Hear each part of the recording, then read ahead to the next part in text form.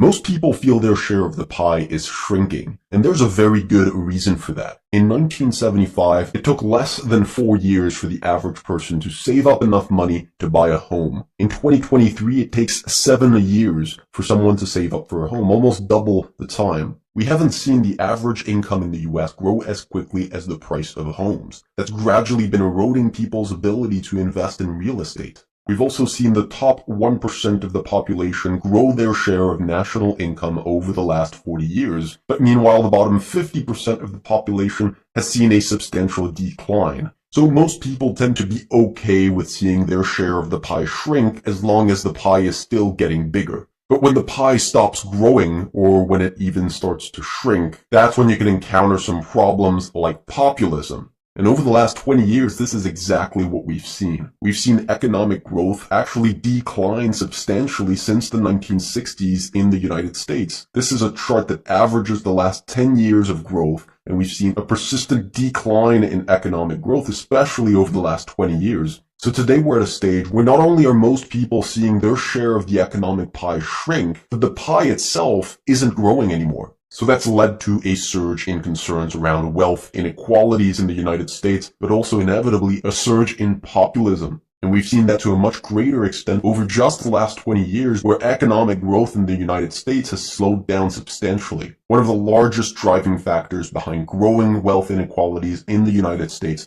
has been, without a doubt, globalization. Corporations based in the United States have been outsourcing many jobs to the rest of the world. Countries like India, China, the Philippines, all of these are places where businesses can find cheaper labor. You also actually see many of these countries offer tax incentives for corporations to move part of their operations over there. And since the 1980s, we've seen huge technological advancements that made communication easier for businesses to operate from a distance, which triggered the most substantial increase in globalization we've seen over the last 150 years. You can see this chart is pretty simple. It takes into account the exports and the imports as part of the whole global economic pie. And between around 1980 and 2008, we saw globalization surge to levels we had never seen before. Now, while that has contributed to some benefits for everyday consumers by lowering the costs of some products, it has also contributed to seeing the CEO to worker compensation ratio in the US shift from around 20-1 in 1965 to 320-1 in 2019. That's a 16-fold increase in how much CEOs are getting compensated relative to the average worker. And of course, all of this has contributed to corporate profits going through the roof. We've seen the corporate profit margins since the late 1980s triple.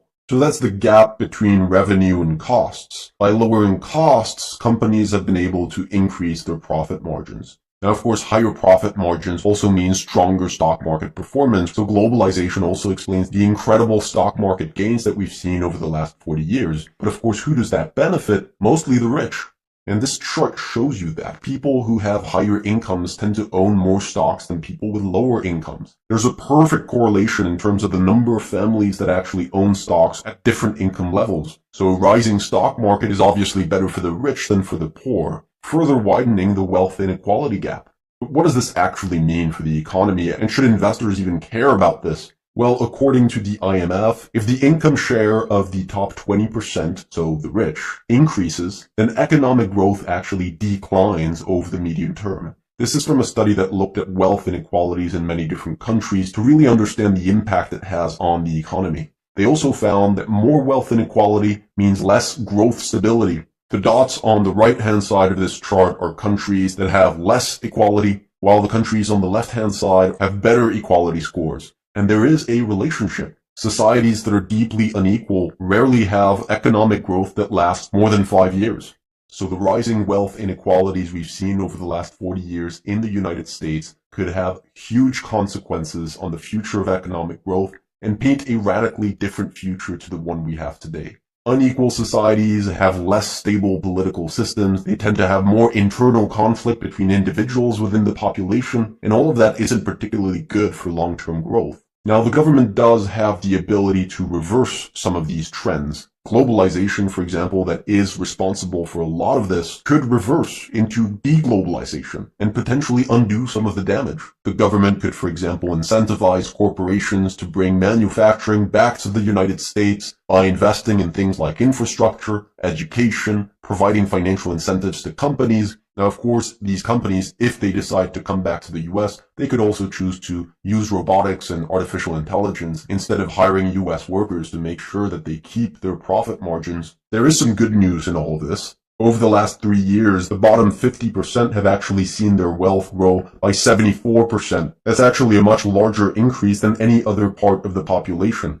And it's also a substantially different picture to what we saw in the 2 decades earlier, where the top 1% systematically outperformed the rest of the population. So the economic stimulus that we saw during the COVID pandemic is probably largely responsible for this. This is evidence that the US government has the ability to reverse some of these inequalities that are very concerning for the long-term growth outlook of the United States. But there are 2 major problems with this. First of all, as we've seen over the last couple of years, large economic stimulus like we saw during the pandemic leads to higher levels of inflation. And higher levels of inflation, especially when that's sustained and for a long period of time, can be extremely problematic and can even completely destroy economies, like what we're currently seeing in Argentina, what we've seen in Venezuela, in Libya. All of these economies were devastated by the common enemy of out-of-control inflation.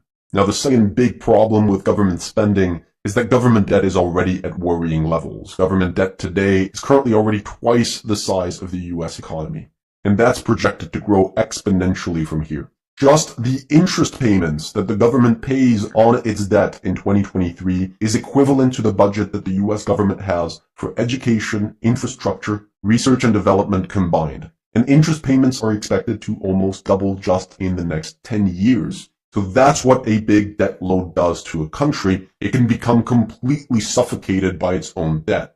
So while the US government theoretically has the ability to address the problems of rising inequalities, there's no such thing as a free lunch. They risk inflation running out of control and the possibility of having a government debt crisis. Now, for financial markets, there's a few risks out there. Declining profit margins for corporations over the next decade, more uncertainty around economic growth, the potential for more inflation volatility, the exact path that the economy and markets will be taking, and the opportunities that are going to